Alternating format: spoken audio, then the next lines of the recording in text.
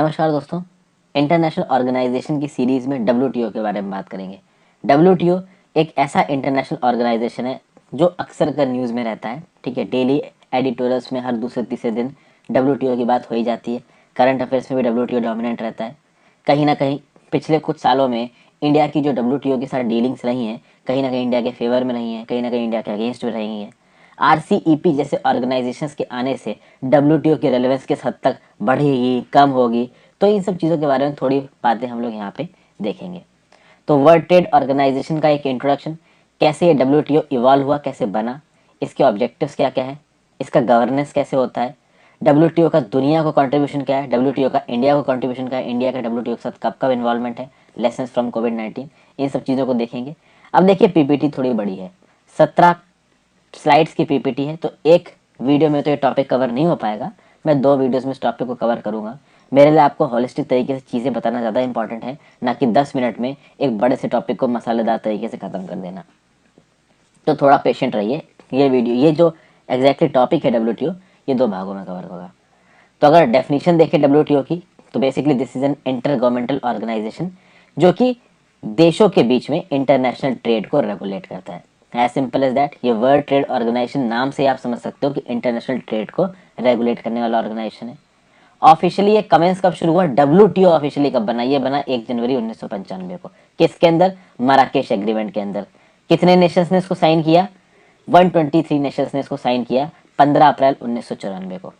इससे पहले कौन सी बॉडी थी? इससे पहले थी general agreement on tariff and trade. General agreement on tariff and trade कब बना था? 1948 में बना था। General agreement on tariff and trade बना 1948 में, और उस समय पे उम्मीद ये थी दोस्तों को, ये दुनिया को, कि भाई ये जो गैट है, ये गैट अपने आप को आईटीओ में कन्वर्ट कर लेगा। आईटीओ क्या है? International trade organization. जब सेकेंड वर्ल्ड वॉर खत्म हुआ तो ये बोला गया कि यूनाइटेड नेशंस की एक स्पेशलाइज्ड एजेंसी की तरह बनेगा इंटरनेशनल ट्रेड ऑर्गेनाइजेशन। लेकिन इंटरनेशनल ट्रेड ऑर्गेनाइजेशन नहीं बन पाया, गैट बना, general agreement on tariff and trade. फिर ये सोचा गया कि चलो भाई ठीक है, गैट पे नेगोशिएशंस चालू रखते हैं, और कहीं ना कहीं इन नेगोशिएशंस के एंड में इंटरनेशनल ट्रेड ऑर्गेनाइजेशन बन ही जाएगा। बट वो बना नहीं, कहीं ना कहीं कंट्रीज के बीच में मनमुटाव रहे। गैट को सक्सेस बहुत मिली, बट वो अपने आप को आईटीओ में यानी इंटरनेशनल ट्रेड ऑर्गेनाइजेशन में कन्वर्ट नहीं कर पाया। फाइनली ये गैट कन्वर्ट होगा वर्ल्ड ट्रेड ऑर्गेनाइजेशन में कब? 1 जनवरी 1995 को। ठीक है, तो इसको कंटिन्यू करते हैं। आगे बढ़ने से पहले वीडियो पे लाइक का बटन दोस्तों, अगर अब तक आपने चैनल को शेयर और सब्सक्राइब नहीं किया तो बिल्कुल कर दीजिए। मेरे द्वारा बनाई गई और वीडियोस को देखने के लिए मुझे हेल्प करने के लिए आप ज्वाइन बटन दबा सकते हैं, चैनल के मेंबर बन सकते हैं। अगर आप ये नहीं कर सकते तो कम से कम वीडियो को लाइक और शेयर जरूर करिए, उससे मेरी काफ़ी मदद हो जाएगी। इंस्टाग्राम पे फॉलो कर लीजिए, आपके जिन डाउट्स को जवाब दूंगा। टेलीग्राम ग्रुप ज्वाइन कर लीजिए, वहाँ पे आपको इस लेक्चर की पीडीएफ मिल जाएगी। तो भाई आईटीओ तो मटेरियलाइज हुआ नहीं, लेकिन गैट को सक्सेस मिली है। 1948 में जब गैट बना, उसके बाद 5 डेकेड्स तक दुनिया भर में ट्रेड को लिबरलाइज किया गैट ने। हालांकि उस लेवल पे लिबरलाइज नहीं कर पाया जिस लेवल पे डब्ल्यूटीओ ने ट्रेड को लिबरलाइज किया, बट फिर भी गैट ने अपना रोल प्ले किया। तो हमने देखा कि 1948 से लेके आगे तक गैट ने अच्छे तरीके से काम किया, बट कहीं ना कहीं एक मल्टीलेटरल ऑर्गेनाइजेशन की कमी थी, एक स्ट्रॉन्ग मल्टीलेटरल ऑर्गेनाइजेशन की कमी। और इस स्ट्रॉन्ग मल्टीलेटरल ऑर्गेनाइजेशन को पूरा करने के लिए, इसकी कमी को पूरा करने के लिए उरुग्वे राउंड ऑफ टॉक्स चली। ये उरुग्वे राउंड ऑफ टॉक्स क्या थी? यहाँ पे बहुत सारे कंट्रीज बैठ के बातचीत कर रही थी, गैट एग्रीमेंट को एक बहुत स्ट्रॉन्ग इंटरनेशनल ट्रेड ऑर्गेनाइजेशन में बदलने की कोशिश कर रही थी। और ये राउंड ऑफ टॉक्स 8 साल चली, 1986 से लेकर 1994 तक। और फाइनली इस राउंड ऑफ टॉक्स के रिजल्ट की तरह ही बाहर निकल के आया डब्ल्यूटीओ, जिसका ऑपरेशन शुरू हुआ 1 जनवरी 1995 को। ये लार्जेस्ट इंटरनेशनल इकोनॉमिक ऑर्गेनाइजेशन है दुनिया का, डब्ल्यूटीओ। बहुत सारे छोटे छोटे इकोनॉमिक ऑर्गेनाइजेशन बन रहे हैं, जैसे कि यूएसटीटीआईपी बनाने की बात कर रहा था, ठीक है, और आपका आरसीईपी अभी अभी बनने का जो एग्रीमेंट है वो साइन हुआ है। लेकिन सबसे बड़ा इंटरनेशनल ऑर्गेनाइजेशन कौन सा है? डब्ल्यूटीओ है।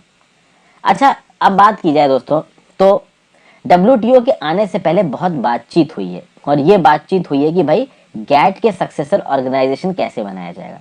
तो डब्ल्यूटीओ बना उससे पहले जब गैट काम कर रहा था, गैट के कामों में सुधार करने के लिए और एक इंटरनेशनल बॉडी बनाने के लिए बहुत सारे राउंड्स ऑफ टॉक हुए, जिनको राउंड्स बोला जाता है।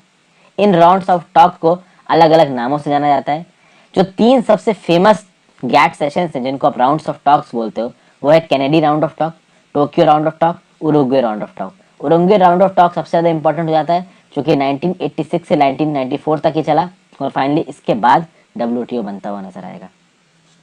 इससे पहले अगर आप बात करो अभी के लिए डब्ल्यूटीओ कहाँ से काम करता है, जेनेवा से काम करता है, स्विट्जरलैंड में। डब्ल्यूटीओ से पहले जो गैट के हेडक्वार्टर्स थे वो कहाँ पे थे, वो भी जेनेवा में थे। ठीक है भाई, गैट ने बहुत लंबे समय तक इंटरनेशनल इंटर गवर्नमेंटल कॉपरेशन को बढ़ाने की कोशिश की है और एक मल्टीलेटरल टैरिफ पे बार्गेनिंग की है। मल्टीलेटरल टैरिफ क्या होता है कि देखिए, टैरिफ मतलब कि आपने अपने कंट्री में चीज़ों को इम्पोर्ट किया, तो इंपोर्ट की हुई चीज़ों के ऊपर आप कितनी इंपोर्ट ड्यूटी लगाओगे। आपने अपने देश से बाहर चीज़ को एक्सपोर्ट किया, तो एक्सपोर्ट करने वाली चीज़ पे आप क्या ड्यूटी लगा रहे हो, तो इस ड्यूटी को, इस टैक्स को इंटरनेशनल टर्मिनोलॉजी में टैरिफ बोला जाता है। तो भाई एक ऐसा मल्टीलैटरल टैरिफ रिजाइम जहां पे बहुत सारी कंट्रीज एक सेट ऑफ क्राइटेरिया को फिक्स कर लें और उस सेट ऑफ क्राइटेरिया के हिसाब से काम करें। मतलब एक कंट्री की जो आर्बिट्रेरी पावर होती है कि हाँ भाई इस चीज में तो हम ये लगा देंगे अपनी मर्जी के हिसाब से, कभी भी ये नहीं हो पाएगा, तो भाई डब्ल्यूटीओ में बातचीत करके एक स्टैंडर्ड सेट ऑफ टैरिफ लगाने की बात की गई और वो टैरिफ हर जगह पे सेम नहीं होंगे, एक रेंज दी जाती है कि हाँ भाई इस चीज के ऊपर ये जो टैरिफ है आपका वो इस रेंज में होना चाहिए, इसके बाहर होना ठीक नहीं है। तो ये एक इंटरनेशनल कंसेंसस है जो कि आपका डब्ल्यूटीओ जैसे ऑर्गेनाइजेशन के थ्रू बनता है। इससे बहुत सारी गवर्नमेंट्स को अलग अलग प्रकार से फायदे होते हैं, किसी को किसी चीज में नुकसान है तो किसी चीज में फायदा है। ओवरऑल ये ग्लोबल इकोनॉमिक ट्रेड के लिए बहुत इंपॉर्टेंट रहा है। अच्छा, अब डब्ल्यूटीओ की एवोल्यूशन से पहले जब इंटरनेशनल आईटीओ को बनाने की बात हो रही थी, इंटरनेशनल ट्रेड ऑर्गेनाइजेशन को बनाने की बात हो रही थी, उस समय पे सोचा गया था कि जो आईटीओ है ना, ये आईएमएफ और वर्ल्ड बैंक की तरह one of the key pillars निकलेगा post World War Two reconstruction का। तो भैया post World War Two reconstruction के की फिगर्स की तरह आईएमएफ को देखा गया, वर्ल्ड बैंक को देखा गया, आईटीओ को भी देखा गया, बट आईटीओ तो बन नहीं पाया। 1948 में हवाना में UN conference on trade and employment हुई और इन्होंने ड्राफ्ट चार्टर बनाया आईटीओ का, जिसको बोला गया हवाना चार्टर। ये हवाना चार्टर किसका चार्टर था, इंटरनेशनल ट्रेड ऑर्गेनाइजेशन का। अगर ये चार्टर प्रॉपर एग्जिस्टेंस में आ जाता तो उसी समय पे 1948 के लगभग ही एक्सटेंसिव रूल्स बन जाते जो कि ट्रेड को, इन्वेस्टमेंट को, सर्विसेज को, बिजनेस को, एम्प्लॉयमेंट प्रैक्टिसेस को गवर्न करते। बट ऐसा हो नहीं पाया क्योंकि उस समय पे यूएस ने इस एग्रीमेंट को रेटिफाई करने से मना कर दिया। उसी समय के लगभग 1 जनवरी 1948 को 23 कंट्रीज मिली जेनेवा में 1947 में और वो गैट को ले आई प्ले में 1 जनवरी 1948 को। इस गैट में क्या किया गया, इसमें एक एग्रीमेंट किया गया to phase out use of import quotas and to reduce tariffs on merchandise trade, यानी कि इंटर गवर्नमेंटल ट्रेड में, इंटर कंट्री ट्रेड में जो इंपोर्ट ड्यूटी, एक्सपोर्ट ड्यूटी लगाते हैं हम वो कम करेंगे। दूसरी बात है इंपोर्ट कोटा कम करेंगे। इंपोर्ट कोटा मतलब इस कंट्री से इतना ही सामान आना है, इस चीज में हमें अपने देश का ही सामान बनाना है, दूसरे देश से सामान नहीं मंगाना। तो इस प्रकार के जो कोटा उस समय पे दुनिया भर की कंट्रीज में एग्जिस्ट करते थे, इसको कम करने के लिए एक एग्रीमेंट बना गैट का और आईटीओ मटेरियलाइज हो नहीं रहा था तो गैट ही काम करने लगा 1 जनवरी 1948 से। तो अब जो गैट का काम था वो था प्रोविजनल। सबने सोचा कि गैट के बाद आईटीओ जैसा कोई ना कोई इंटरनेशनल ऑर्गेनाइजेशन बन ही जाएगा, लेकिन 1948 से भाई सालों बीतते चले गए और फाइनली डब्ल्यूटीओ बनेगा 1995 में। तो ओवरऑल 1948 से 1995 तक कौन काम कर रहा था, गैट काम कर रहा था। अब देखिए जो डब्ल्यूटीओ बना है ना, डब्ल्यूटीओ के अंदर नेगोशिएशंस में जिन जिन चीजों को जोड़ा गया है उनको नाम दिया गया गैट 1994 और उससे पहले जो चीजें गैट में होती थी उनको बोला गया गैट 1947। समझिए बात को, उरुग्वे राउंड ऑफ टॉक्स हो रही थी 1886 से लेके 1894 तक और ये जो 1886 से लेके 1894 तक जो टॉक्स हुई जो कि 1994 में खत्म हुई थी, इसमें क्या बोला गया, the original GATT and all changes to it introduced prior to Uruguay round were named as GATT 1947। सोचिए दोस्तों, गैट में इंप्रूवमेंट की बात कर रहे हैं और जो भी इंप्रूवमेंट में प्रोग्रेस हुई है in the time period of 1986 to 1994, इस इंप्रूवमेंट होने वाली पॉलिसी को नाम दिया गया गैट 1994। मैं थोड़ा सा मार्कर ऑन कर लेता हूं, यहां पे ठीक से मैं लिख नहीं पा रहा हूं, ठीक है। तो भाई 1986 से लेके 1994 में जो भी उरुग्वे राउंड ऑफ टॉक्स हुई और इन उरुग्वे राउंड ऑफ टॉक्स में जो भी गैट में बदलाव करने की बात किया गया उसको बोला गया गैट 1994। और इन उरुग्वे राउंड्स ऑफ टॉक से पहले यानी 1986 से पहले जो भी गैट में इंप्रूवमेंट किया गया था उसको क्या बोला गया, उसको बोला गया गैट 1947। तो ये दो अलग अलग गैट्स हैं। उरुग्वे राउंड्स ऑफ टॉक्स में जो भी एडिशंस किए गए उनको बोला गया गैट 1994, और उससे पहले जो गैट में एडिशंस किए गए थे उसको बोला गया 1947। फाइनली गैट 1994 में मॉडिफिकेशंस, क्लैरिफिकेशन करके आज की डेट में जो बड़ा ऑर्गेनाइजेशन दिखता है आपको, जिसको आप बोलते हो world trade organization. World trade organization के ऑब्जेक्टिव्स क्या क्या हैं?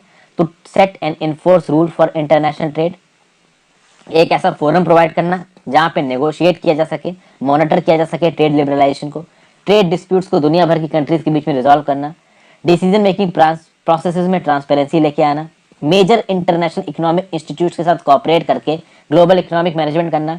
तो भैया international monetary fund, world trade organization आपका वर्ल्ड बैंक के साथ, इंटरनेशनल मॉनेटरी फंड के साथ, एआईआईबी के साथ, एडीबी के साथ, आरसीईपी के साथ नेगोशिएट करके दुनिया भर का ग्लोबल इकोनॉमिक मैनेजमेंट को और एफिशिएंट तरीके से किया जाए, इस चीज को इंश्योर करेगा। और ग्लोबल ट्रेडिंग सिस्टम से दुनिया की सारी कंट्री को फायदा हो, तभी तो वो और मन से डब्ल्यूटीओ की मेंबर बन जाएंगी, इस बात को इंश्योर करेगा डब्ल्यूटीओ। अब डब्ल्यूटीओ के मैनेजमेंट में दो बॉडी बहुत इंपॉर्टेंट है, एक है मिनिस्ट्रियल कॉन्फ्रेंस, दूसरी जनरल काउंसिल। जो सबसे इंपॉर्टेंट डिसीजन मेकिंग बॉडी है, top most decision making body है डब्ल्यूटीओ की, वो है आपकी मिनिस्ट्रियल कॉन्फ्रेंस, जो कि 2 साल में एक बार मिलती है। इसमें डब्ल्यूटीओ के सारे मेंबर्स एक जगह पे आके बैठ के बातचीत करते हैं, यहाँ पे कंट्रीज, कस्टम्स यूनियन सब होते हैं।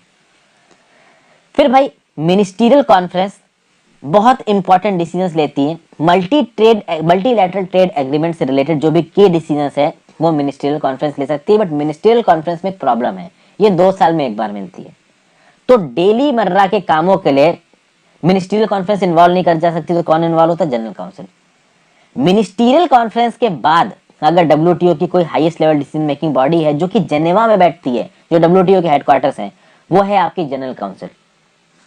इस जनरल काउंसिल में जो भी कंट्री मेंबर्स हैं डब्ल्यूटीओ के, उनके एम्बेसडर्स या रिप्रेजेंटेटिव बैठते हैं, और मिनिस्ट्रियल कॉन्फ्रेंस के बिहाफ पे इस जनरल काउंसिल को अथॉरिटी दिया गया है कि भैया डेली बेसिस पे डब्ल्यूटीओ की एफिशिएंट फंक्शनिंग के लिए जो जो भी स्टेप्स जरूरी हैं वो ये जनरल काउंसिल ले सकता है। क्योंकि भाई मिनिस्ट्रियल कॉन्फ्रेंस तो 2 साल में एक बार मिलेगा, तो भाई डेली मर्रा के लिए कोई ना कोई बॉडी चाहिए ना, तो जनरल काउंसिल है बॉडी। जनरल काउंसिल बहुत तरीके से मिलती है, जनरल काउंसिल की तरह मिलती है, ट्रेड पॉलिसी रिव्यू बॉडी की तरह मिलती है, डिस्प्यूट सेटलमेंट यूनिट की तरह मिलती है। फिर अगर बात करिए 3 और काउंसिल्स हैं, the council for trade in goods, the council for trade in services, और ये बहुत इंपॉर्टेंट है, the council for trade related aspects of intellectual property right, trips. जब भी फार्मास्यूटिकल कंपनीज में ड्रग्स की लाइसेंसिंग की बात होती है ना, तो ये ट्रिप्स एग्रीमेंट प्ले में आता है। कई बार मैंने आपके साथ ट्रिप्स एग्रीमेंट डिस्कस किया है। तो ये जो 3 काउंसिल्स और हैं, ये काउंसिल किसको रिपोर्ट करती है? जनरल काउंसिल को। तो तीनों काउंसिल जनरल काउंसिल के अंदर काम करती हैं, जिसमें से याद रखने वाला काउंसिल कौन सा है? ट्रिप्स। इसके बारे में आगे और बात करेंगे। सबसे पहले तो बात करते हैं ट्रेड पॉलिसी रिव्यू बॉडी को। तो भैया जनरल काउंसिल ही जब ट्रेड पॉलिसी रिव्यू बॉडी की तरह मिलती है तो ट्रेड की पॉलिसी को रिव्यू करेगी। ट्रेड पॉलिसी रिव्यू बॉडी में डब्ल्यूटीओ के सारे मेंबर्स बैठते हैं। डिस्प्यूट सेटलमेंट यूनिट की तरह बात करें तो भैया यही जनरल काउंसिल जब डिस्प्यूट सेटलमेंट बॉडी की तरह मिलेगी तो डब्ल्यूटीओ मेंबर्स के बीच में जो भी मनमुटाव है ट्रेडिंग एग्रीमेंट्स को लेके, उस चीज को सॉल्व करेगी ये डिस्प्यूट सेटलमेंट यूनिट। फिर डब्ल्यूटीओ में एक एपलेट बॉडी बनाई गई है। एपलेट बॉडी को 1995 में बनाया गया under article 17 of understanding on rules and procedure governing the settlement of disputes. आप में से बहुत सारे लोग बोलोगे कि सर आप इतना डिटेल में डब्ल्यूटीओ क्यों बता रहे हो? देखिए दोस्तों, मेरा काम है कि मैं इन डेप्थ एक बार कोर्स आपके सामने खत्म कर दूं। जब भी मैं एडिटोरियल या करंट अफेयर्स की इंडिविजुअल वीडियोस टॉपिक वाइज पढ़ाता हूँ तो वहां पे मैं डब्ल्यूटीओ जैसी चीजों को बहुत शॉर्ट में बताता हूँ, बट यहाँ पे मैं इस हद तक अंदर घुस के चीजें आपको समझाना चाहता हूँ ताकि आपको दोबारा जरूरत ना पड़े कहीं और जाने की। ठीक है भाई। तो एपलेट बॉडी को 1995 बनाया गया। इस एपलेट बॉडी में 7 लोग होंगे जो कि डब्ल्यूटीओ मेंबर्स के सामने जो भी पैनल्स, जो भी डिस्प्यूट्स आए होंगे उन डिस्प्यूट्स को सॉल्व करेंगे। अभी डिस्प्यूट्स के खिलाफ मान लीजिए डब्ल्यूटीओ की डिस्प्यूट सेटलमेंट यूनिट ने कोई डिसीजन दे दिया, उसके खिलाफ भी अगर एक अपील फाइल करनी है तो वो इस एपलेट बॉडी के पास जा सकती है। तो appellate body can uphold, modify or reverse the legal findings and conclusions of a panel. An appellate body reports once adopted by the dispute settlement body must be accepted by the parties to the dispute. तो यही सब बातें बोली गई कि भाई एक बार अगर WTO के अंदर कोई डिस्प्यूट आता है और वो डिस्प्यूट सॉल्व नहीं हो पाता है ऑन ग्राउंड लेवल, तो एपलेट बॉडी उसको सॉल्व करेगी। और एपलेट बॉडी की जो रिपोर्ट है अगर उसको डिस्प्यूट सेटलमेंट बॉडी जो कि जनरल काउंसिल ही है अगर वो अप्रूव दे देती है तो एपलेट बॉडी द्वारा बनाई गई जो रिपोर्ट्स हैं उनको अडॉप्ट कर लिया जाएगा। एपलेट बॉडी का हेडक्वार्टर्स भी जेनेवा स्विट्जरलैंड में। बेसिकली पहले जो डिस्प्यूट सेटलमेंट यूनिट अपना डिसीजन सुनाती है, उस डिसीजन पे रिव्यू हो सकता है किसके पास, एपलेट बॉडी के पास। ठीक है दोस्तों, तो यहाँ पे मैं इस वीडियो खत्म कर रहा हूँ। थोड़ी बड़ी वीडियो है इसलिए मैं इसको 2 भागों में तोड़ रहा हूँ। वैसे तो मैं इसको आधे घंटे भी खींच सकता हूँ, बट आधे घंटे में खींचना नहीं चाहता। Thank you for watching, have a great day.